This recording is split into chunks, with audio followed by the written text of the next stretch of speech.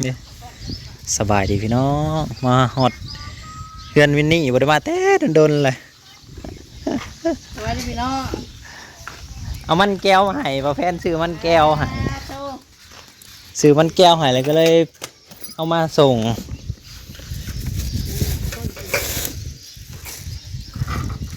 ตัวแมนป่ะนี่แต่เจ้าสิให้ไปก็ให้เจ้าไปใกล้ซื้อให้เออเนาะแบ่งกันกินกับแบ่งกันกินแท้นี่แหละให้ผู้เฒ่าเขาเจ้าขอบคุณหลายๆเด้อประเภทเด้อเขาให้อยู่ดีมีแห้งอายุหมันคนยืนลำรวยกว่าเก่าเด้อขอบคุณหลายๆเนาะคือเก่าหัวใหญ่ดิใหญ่ปลูกเองนะปลูกเองโทลงไปหาพอไปหาหรือเปล่าเอาไปนี่ก่อนเป็นเผาหมูเพิ่นพอกหมูเพิ่นอะไรพี่น้องเว้ย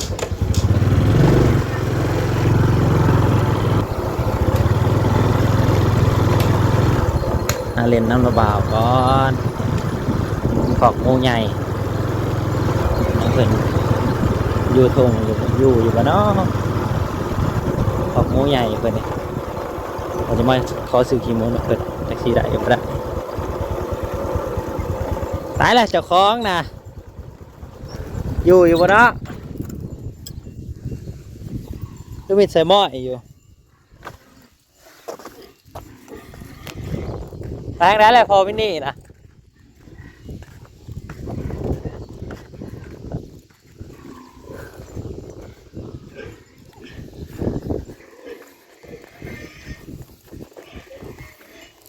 บ่เห็น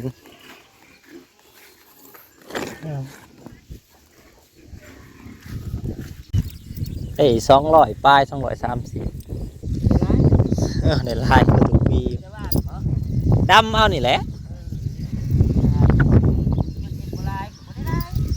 ประเทศเพิ่มไม่ใช่ประเทศเพิ่มนะบัดมันตายเพราะมันงามเลยกิมหูงามมันงามโพด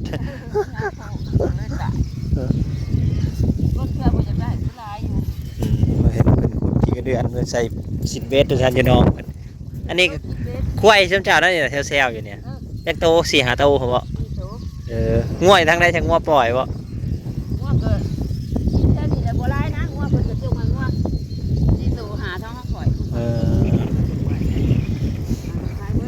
แต่ว่ากล้วยเนี่ยว่าท่านกล้าปล่อยบ่แต่เขามันแพงใดมันไปแต่เขาผมแล้วนกพื้นไปผูกปาดไปเลยนอนบ่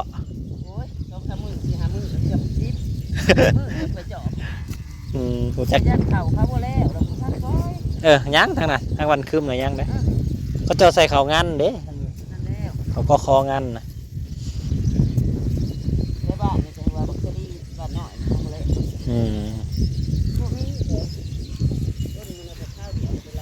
มันมาส่งกับมาหาเพิ่นโว้หาบ่เห็นได้ยินแต่เสียงอีดเยอะเห็นเอามันมาส่งเลยมาเล่นนะป้าแพนซื้อมันให้ก็เลยเอามาส่งไปที่ไหนป้าแพนโอ้ยขอบคุณหลายเด้อป้าแพนเด้อแกยังลืมนู้นหน่อยแกยังเนี่ยแกห้ามบ่ดาวงบเท่าไรอะไรแกทำนี่นะงบ1,000 บาทพี่น้องได้แกมาได้ไซส์นะ2 5จักมือนะ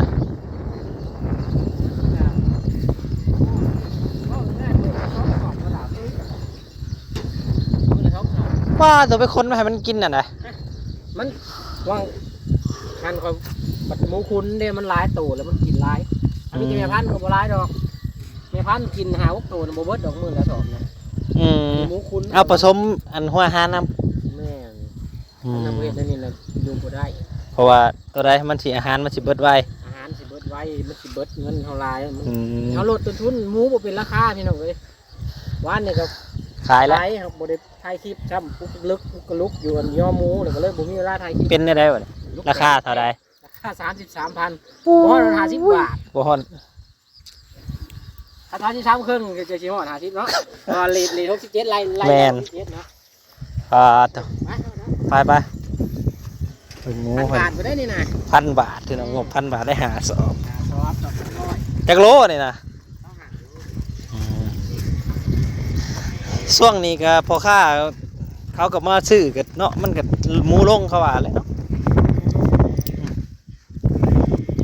ลงหมูหลายก็ย่าดอก ซุมนี่ชีวิตอยู่เนาะ เนี่ยดึงปลาเราไปกินแล้วโอ้ยบุญทุกคน ฮะ เอาปลาเนี่ยไปกินเลยนะกระสอบ จักเดือนนี่นะ เอาเข้าไว้ก็ได้แบบนี้ป่ะเรา อืมซุมนี่ก็สิอัดชีวิตนี่ก็ยังไข้ขึ้นฮอด ทีล้างปีใหม่ก็กินเลยนะ เพราะว่าช่วงหน้าแล้งมันก็สิตึงขึ้นแน่ ตัวเลยเป็นชีวิต จักโตสิเอาเข้าใหม่นะ หมู40มาอยู่ตรงเฮาแล้วตัวเดือนเนาะข้าเจ้าแบบว่าหมูซื้อข้าเจ้ามันใหญ่เลยเด้ โต 2,000 เต็ม 2,200ก็มันน่ะเขาเลี้ยงให้เรียบร้อยเลยกินอาหารเรียบร้อยเลย กินอาหารเก่งมาก็คือเฮาคุ้นแหมกิน หมดนั่นคือหยอดกูหมู่ สบายไข่เป็นนาวเลี้ยงเนี่ย หมดน้อยๆนะได้เบิดนี่ ยิ้มนี่แล้วนี่รู้เจ็บตานี่ เออ ตัวตาเด็กนี่ เออบ างตัวก็มื่นตาบ่จะเป็น มันหนาวบ่หรืออะไร จักมันเป็นติดต่อกันจังได๋บ่ล่ะ พยาธิตาแดงบ่ เด้มันตัวนั้นแม่นบ่นะ ตาเปียกนี่นี่นะ ถ้ากินบ่ฮะก็กินอยู่ เห็นแล้วก็ไอเพราะมันโรคตัวนี้มันกระเจ้ามองกระเจ้าว่ามันขึ้นตีจะมองพุ่น อืม มันเลยเห็นหายใจยากมันมาเห็นให้เพดานทั้งไงล่ะไข้แล้วหายใจบ่ออกแล้วคือมาสาวท่านก็มีโอกาสตายสูง เฮ็ดได้ซะเอายังให้คันแรกคันซักยา ซักเองนี่ มาซักให้3มื้อเบิดเงิน1,000 กว่าบาทเลย ซักเองหรือว่าหมอมาซักให้ หมอซักให้ยาข้าเจ้าดิ อืม เขาคอยเอาบ่อยู่เลยมันเกินกำลัง มันหลายเกินเนาะซุมนี่เด้ซะ เอาสีแล้วมันบ่จักมันบ่เช้าเลยไม่ต้องฮอดมือหมอพี่ครับ ซุมนี่เด้ซะยังบ่ทันขายบ่ ขายว่านนี่ เขาเอาไปบ่เบิดบ่ แม่นบ่เบิดโลดเขา ถ้าเขาจ่ายเงินไว้แหละ บ่พระเจ้าก็เอาจ่ายได้เอาหั่นแหละ อืม ในวันหลายเลย อืม ยัก8ตัวแต่คือว่าสิมาเอามื้อนี้ถ้าเอามื้ออื่นแล้วบ่ขายก็ว่าเพราะว่าว้าวกันไว้แล้วถ้าเอาเบิดเอามื้อเบิดเลยวานนี่นะ อืม ถ้าเอามื้อนี้แหละที่ว่าบ่ขายทางเบิ่งบ่ขายสิมาเบิ่งอยู่มื้อนี้เอารถ34มันก็ให้ทัน3วัน โตจักโลสำเนี่ย ร้อยเต้นได้หมด ปลา บวก จักเดือนแหละ4 เดือนป้าย 4 เดือนครึ่ง อืม ปกติมันพกขายตั้งแต่4 เดือนมาแล้ว อืมอ้าวหมอนี่คือแยกมาอยู่2โตนี่ นั่นแหละทีมงานนั่นแหละ อืม เป็นแห้งชุ่มเลยอาการโคม่าโมนี่แห้งใครแน่แล้วนี่ที่นั้นเวียนอยู่นี่นี่ใช่ป่ะนะหัวเงียงแข็งแข็งอยู่นะ มันตีกับสมองนะฮะ เริ่ เนาะ มตีจะมองใช่ป่ะนะหัวเงียงแข็งแข็งไงอันนี้นะหายใจบ่ได้อันนี้คือทาใครแน่เนี่ยแต่เก้าหายใจดังเหลือนี่ เจอเขาฉีดยาอะไรแค่แน่บ่ เดี๋ยวฉีดยา6 เข็มเห็นไหมวะ2 4 6ไม่แล้วมือละ2 เข็มด้วย3 มือซ้อน เข็มเท่าไรก็เอานะ เข็มมือละ15 บาท อืม บาทนี้2 เข็มกับ30เพื่อละ10ปลายโตมือละ400 กว่าบาท500มือสุดท้าย500 กว่าบาท ปลา เงิน1,000 ตัว30,000เอ้า เลี้ยงหมูกันยังบ่พอมาให้หยอกให้ยามันอีกเนาะว่าต้นทุนหลายอะไรได้ ไปขึ้นลายไปหน่อยเดี๋ยวหมูก็เป็นราคาได้หนึ่ง หมูใหญ่เบิดเท่านี้ หมูนี่มีในร้านอะไรประมาณ เท่าไรนี่นะ 2 ตัวนี่ครับ6 ล้านปลาย ปาด ซื้อโลเขาโลทาง3กัน อืม 10 หมูกิโลธรรมดาแล้ว เอามาเตรียมไว้ปานนั้นบ่ แม่นไว้ อ้าวสู้นี่หมูน้อยตัวเองบ่ ผมอยู่ที่เดียวเลยนี่ แหมอยู่ในรัง โอ้ยมึงดูล้างขาเขาไปซ่อนกัน จากเดือนนี่จากทิศ ได้เมื่อ2 ทิศมันก็ได้2 ทิศเนี่ย อืม มันเกินที่29 มันก็รอดไปรอดมาอยู่นี่นะ มันกว้างแน่ ได้จากโตแม่นี่นะ 11 กรัม มันอยู่ด้วยสิ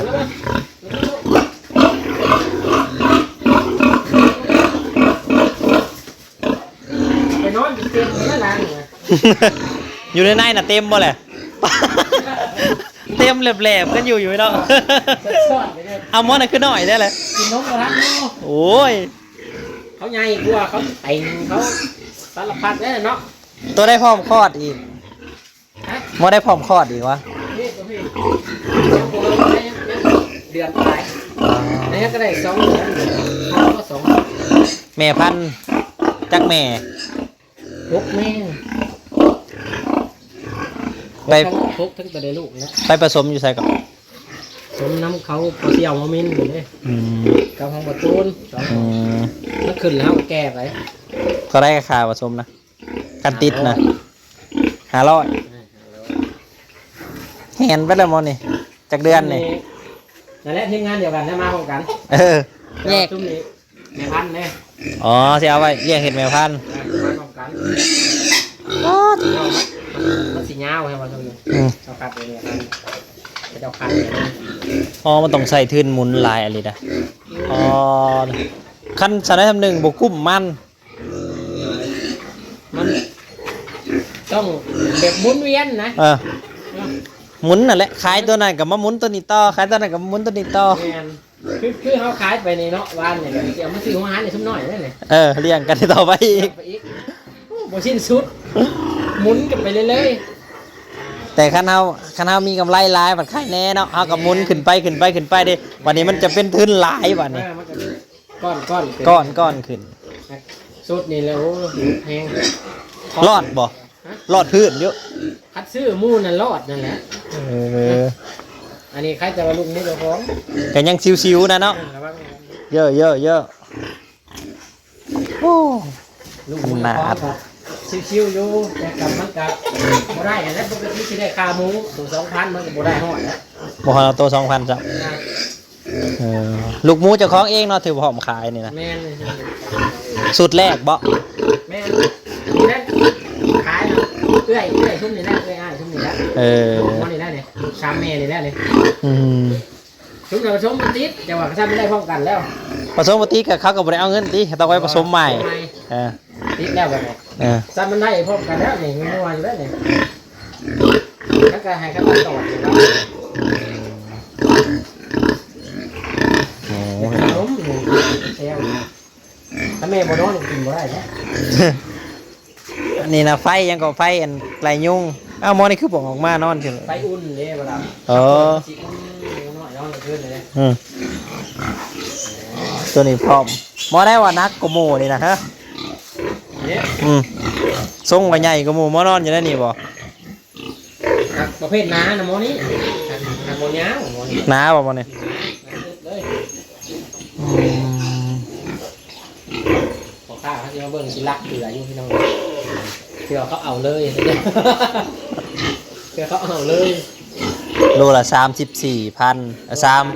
ถา24ที่ได้อยู่50 บาท เออแต่จากหมูโลละ80 บาทพี่น้องเอ้ย แม่น ลดลงมาเหลือ ปลาย 50 เนาะ เขาได้80ป้ายน่ะหนูอ่ะ ได้อยู่แล้ว30 ไปล้าน เออ